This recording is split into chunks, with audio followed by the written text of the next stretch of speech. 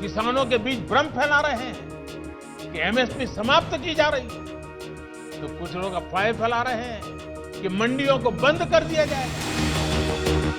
ये देश के सामने एक्सपोज हो गए हैं। पश्चिम बंगाल में किसानों के हित पर कुछ नहीं बोलते।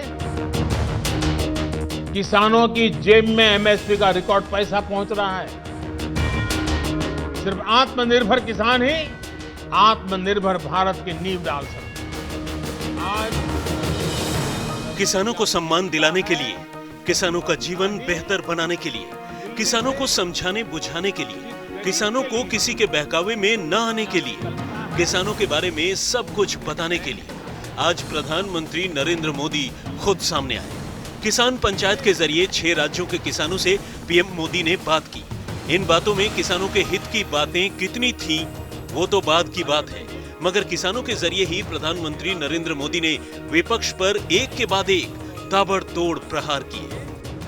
आज जिन राजनीतिक दलों के लोग अपने आप को इस राजनीतिक प्रवाह में जब देश की जनता ने उन्होंने नकार दिया है, तो कुछ न कुछ ऐसे इवेंट कर रहे हैं, इवेंट मैनेजमेंट हो रहा है ताकि कोई सेल्फी ले ले, कोई फोटो छप जाए, कहीं टीवी पर दिखाई दे और उनकी राजनीति चलती जाए।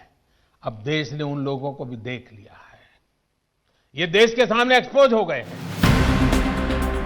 एक दिन पहले ही राहुल गांधी ने किसानों का समर्थन करने के नाम पर आरोप लगाया था कि देश में लोकतंत्र खत्म हो गया है। आज पीएम ने नाम नहीं लिया मगर पलटवार किया।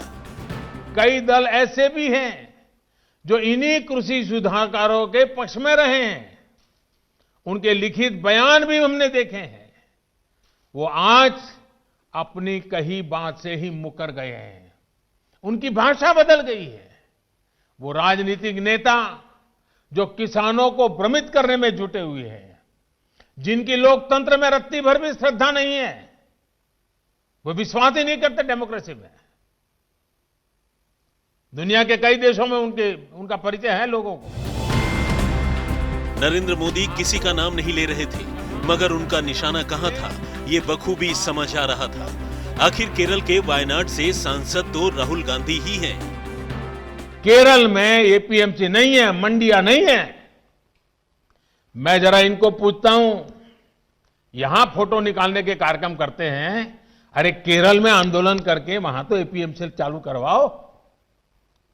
पंजाब के किसानों को गुमराह करने के लिए आपके पास समय है। केरल के अंदर यह व्यवस्था नहीं है।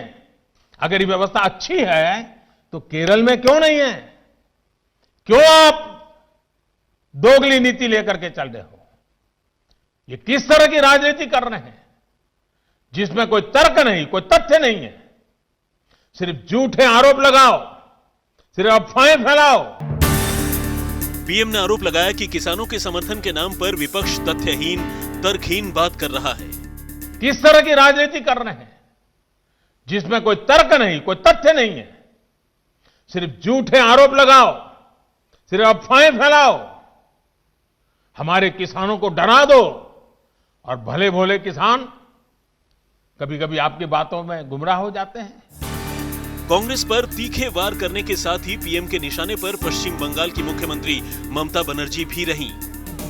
पश्चिम बंगाल की सरकार भी देखिए, अपने राज्य में इतना बड़ा किसानों को लाभ, 70 लाख किसानों को इतना धन मिले, हजारों करोड़ रुपया मिले, वो देने में उनको राजनीति आड़े आती है। लेकिन वही पंजाब जाकर के जो लोग के साथ वो बंगाल में लड़ाई लड़ते हैं, यहां आकर के उनसे गुपचुप करते हैं। क्या देश की जनता इस खेल को नहीं जानती है? एक के बाद एक ताबड़तोड़ वार, तीखे प्रहार। ये देश के सामने एक्सपोज हो गए हैं। स्वार्थ की राजनीति का एक भद्दा उदाहरण हम बहुत बारीकी से देख रहे हैं। जो दल पश्चिम बंगाल में किसानों के हित पर कुछ नहीं बोलते, वो यहां दिल्ली के नागरिकों को परेशान करने पर लगे हुए हैं, देश की अर्थनीति को बर्बाद करने पर लगे हुए हैं, और वो भी किसान के नाम पर। पीएम मोदी ने बताया कि कैसे विपक्ष कृषि कानून पर असंख्य झूठ फैला रहा है। आज नए कृषि सुधारों के बारे में असंख्य झूठ फैलाए जा रहे हैं। कुछ लोग किसानों के बीच भ्रम फैला रहे हैं कि एमएसपी समाप्त की जा रही है, तो कुछ लोग अफवाहें फैला रहे हैं कि मंडियों को बंद कर दिया जाएगा। पीएम मोदी ने आरोप लगाया कि वो लोग जिनका राजनीतिक रसूख खत्म हो गया है, वो किसानों को भ्रमित इसलिए कर रहे हैं ताकि प्रचार के जरिए उनकी सियासत बची रहे। पीएम ने एक तरफ किसानों को दुलारा तो वहीं दूसरी ओर विपक्ष पर करारा प्रहार करके ये संदेश दे दिया कि कृषि कानून पर सरकार बैकफुट पर नहीं आएगी।